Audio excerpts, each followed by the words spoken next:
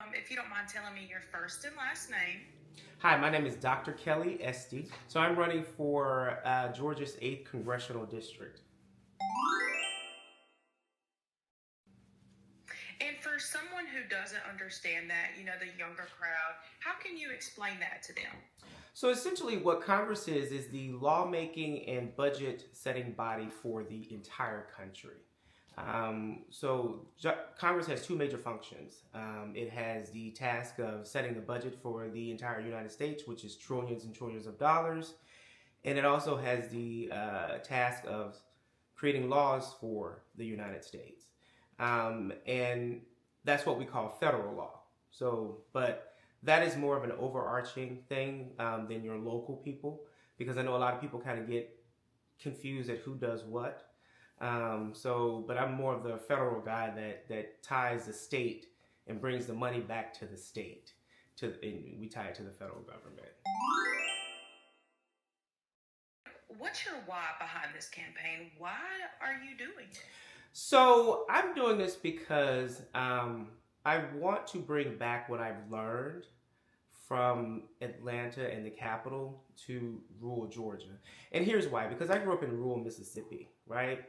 And because I think a lot of people think that I'm from Atlanta. I'm actually from rural Mississippi.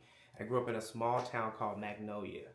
And it was one of those towns where everyone knew each other, or you were related in some sort of way, or y'all knew each other. You knew families.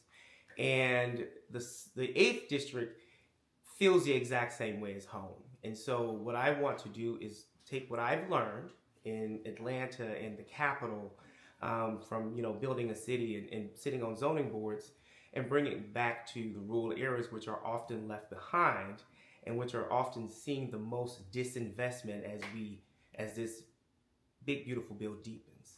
And so I want to help raise the voice of the 8th Congressional District and make sure that they are being represented appropriately, because right now they're not. And what is the big picture behind your campaign? What is the first thing when you get in office that you're going to first tackle? First tackle. One of the biggest things is I have a couple priorities. The first one is to impeach and imprison the president, because he's taken his country in a way that has been detrimental and harmful to the entire United States. And he's also a felon. Another thing is we have to tackle the affordability crisis. As Donald Trump spends and spends and spends, he's printing and printing and printing, and this is why we're seeing inflation creep back up. And inflation has been extremely harmful, and it is starting to, month over month, it is increasing, every month. And people are starting to feel it in their pocketbooks, people are starting to feel it at the pump, and people are starting to feel it at the grocery stores. And so we have to get into a place where people can afford life again, or we've lost the plot. The other thing is healthcare.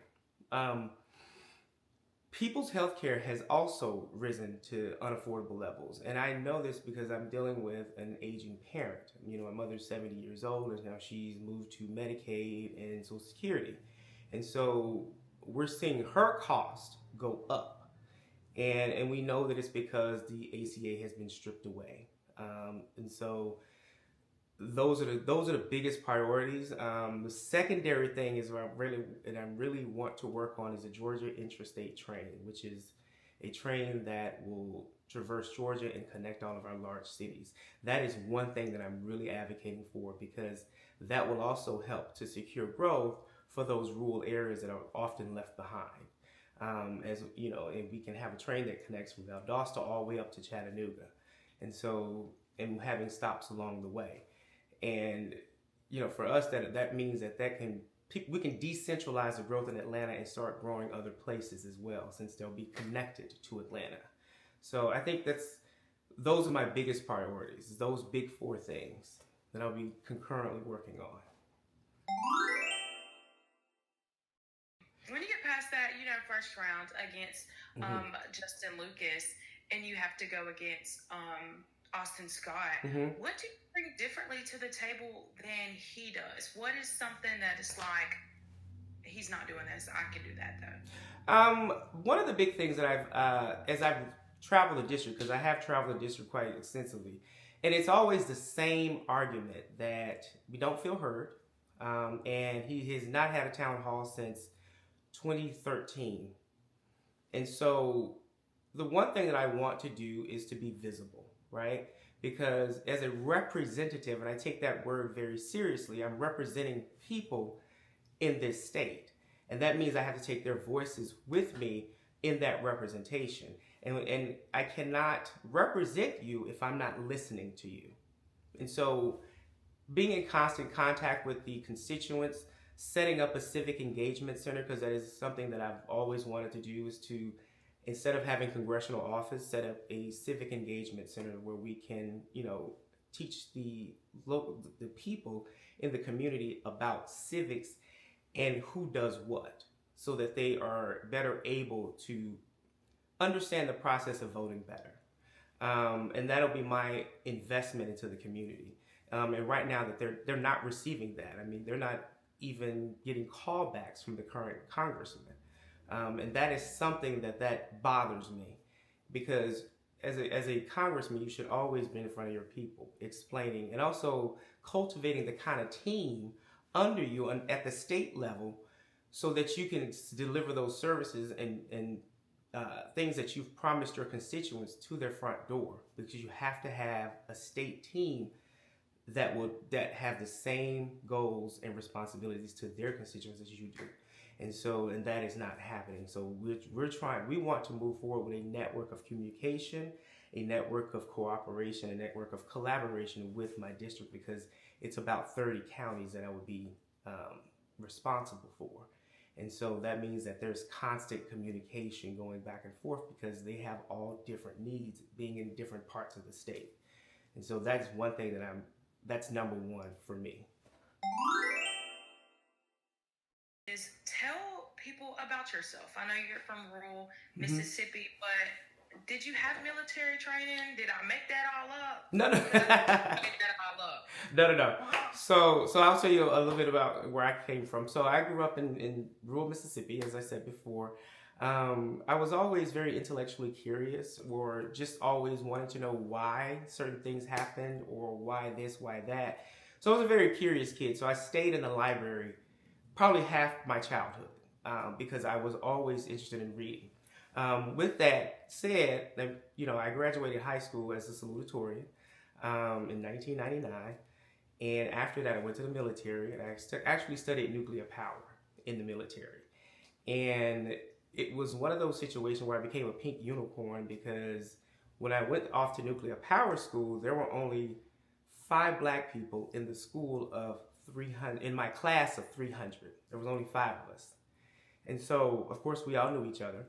And we, supported each other through that. Got to my first boat. I was the only black person in the engine room. And it was the first time that a lot of these people had seen a black nuke.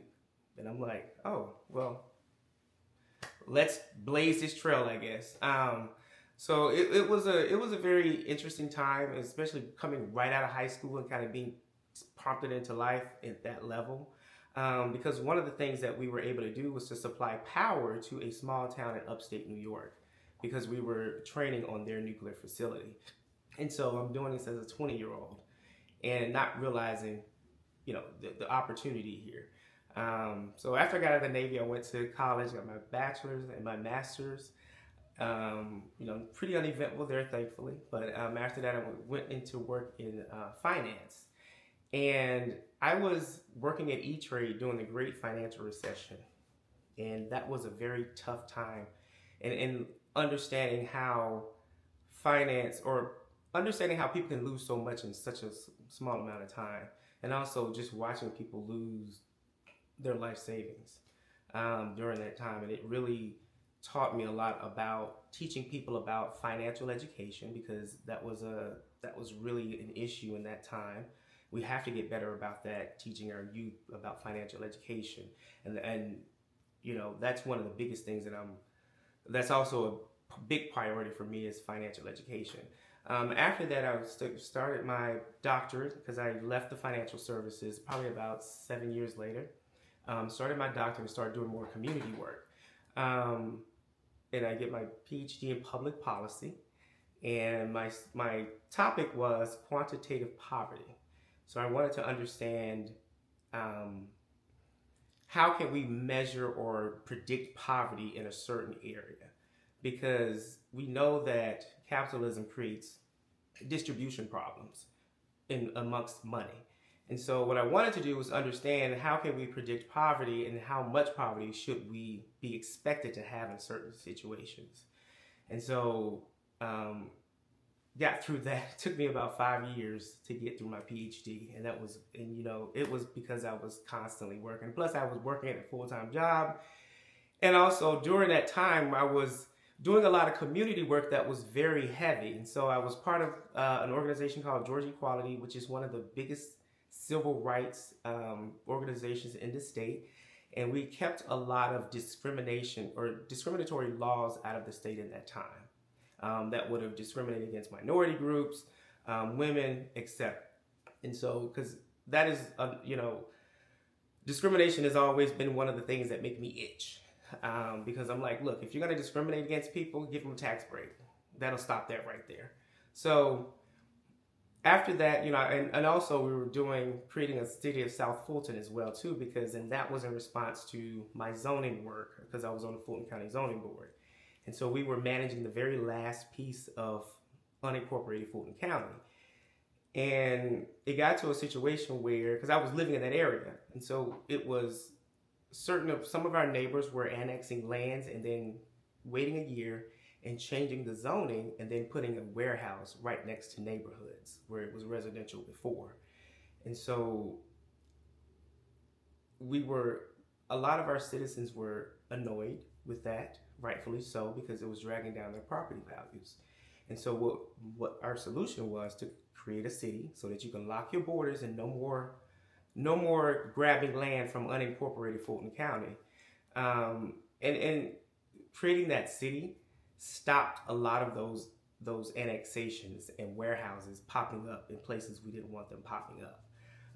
And 10 years later, the city is now 113,000 strong, with a budget of $431 million and a representation of mayor and 7 council districts and ownership of 104 acres of land that they didn't have control over before. And I was doing all this stuff when I was doing my PhD. So it was one of those things. I'm kind of a busybody, so I have a lot of projects going on at once. And also being part of the Fulton County, or the TMSA, which is the Main Street Academy, or charter school. So I joined their board in 2017, and then by 2019 we were going through the pandemic. And so I watched that unfold at the school level. And, we had to close our doors probably around 2020 because of the pandemic. And so we saw a lot of learning go lost because kids were not getting on Zoom or this, that, and the other. So it was, I've been in the front seat of a lot of different situations over the past couple of years, and just trying to keep solutions in mind in those situations. And that is what I do, is to keep solutions in mind so that we can get through to the other side. So that's me in a nutshell. I keep going on and on. I know you want to keep it compressed, but yeah.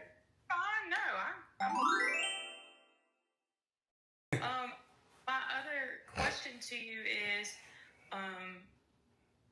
what do you think you bring differently than your opponent? And with that, one of the things is, okay, you're located in Atlanta, right? Right. So how can you assure presence for these South Georgia areas? It's kind of like, where can you be the difference piece? Well, the difference piece is, there's a couple of differences between us. But location-wise, yes, I'm in Atlanta. But I've been showing up in the district since September. That will not change, because I'm willing to travel. Because at the end of the day, whether I live in Atlanta or not, I still have 30 counties, which means that from the from the very northern edge of the district all the way down to the very southern edge is about 4 hours. So, and I, I understand that, which is why I have an EV. So that helps a lot. So that piece, not seeing me present, and plus also want to have the civic engagement centers and have, my people engaging in the community.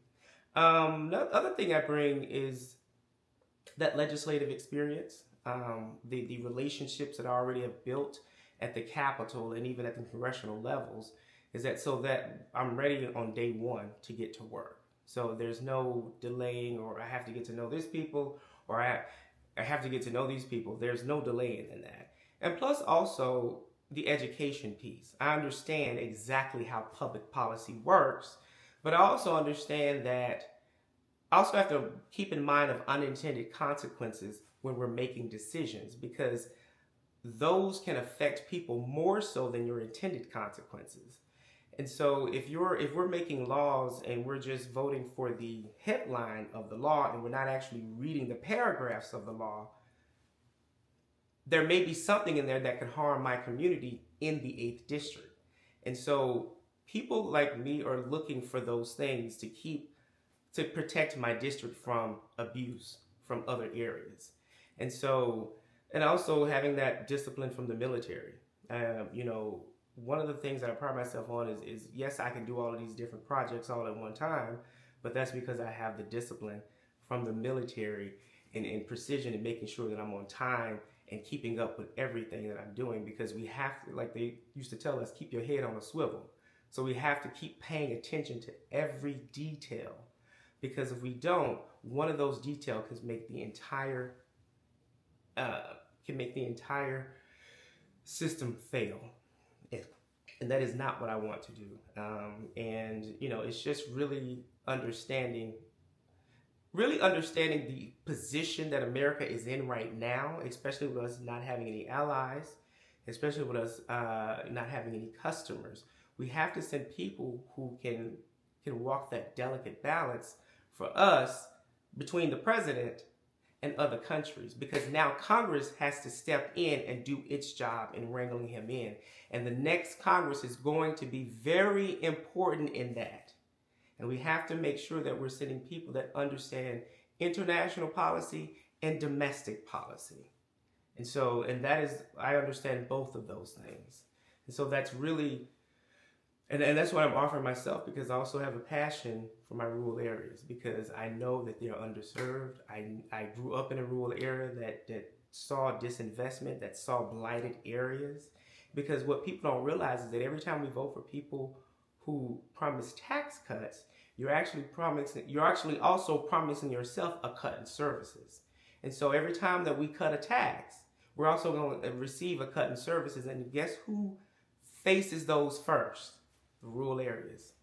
And so at some point, we have to understand that one thing that affects, that says, oh, we're going to do this small little tax cut, it affects the entire state and the community on a global scale.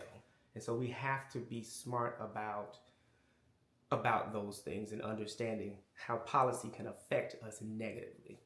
So. And so that actually leads up to one of my last questions is, right now, the best thing to do is get young voters to the poll. How can you motivate that young person, the one that says, my vote doesn't matter, to beat you to the polls? Beat me there. Well, I think now they're seeing the ramifications of not voting. Because there was that whole big movement in 2024 to say that I'm not going to vote because it doesn't matter. When people are now seeing, and this is what we've seen, the resurgence in voting in 25 and this year, because now those people have said, you know what, this affects me. Because here's the other thing that I want young people to understand. In December, you're facing a draft, especially young men. And the question now becomes, is if you say that your vote is not important, when in the numbers, it showed that a lot of young people supported this regime. So what has changed between your support of 2024 and today? Nothing has changed. It's just that now you're facing those consequences from that vote. And I think a lot of folks are having to understand that we need to get out and vote, because there's been so many push. I've seen a lot more young people out saying that they need to vote than I have seen a lot of the older folks. And that is very encouraging. When I say young people, I mean people less than 50, because now they understand what's at stake. And I think that facing the consequences of a war, facing the consequences of higher gas prices and not being able to afford rent, and understanding that these are Republican policies. Let's be very clear about that. This is the Republican dreamscape that they have right now, because they have a Supreme Court, they have Republican Senate, House, and presidency. And at the state level, they have a Republican governor, state legislator, and statewide leadership. So at some point, we have to understand that this is Republican dreamland. This is their best case scenario. So the question now becomes is, are we happy here? And what are we going to do about it to change that? And I think that the resurgence, especially like in the 14th district a couple of weeks ago, that this man swung an election by 25 points. I mean, that's massive. And I think that a lot of people are waking up and getting it, and knowing that we cannot keep going down this fascist road.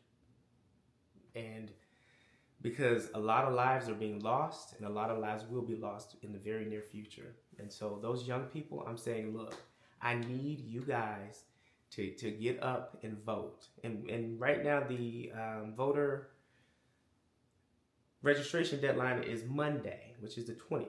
So if you haven't already, and I also want another thing, also understand another thing, as I've talked to people in the district, is that felons, if you've served your time and gotten and done your probation and all these things, your voting rights are automatically restored in the state of Georgia.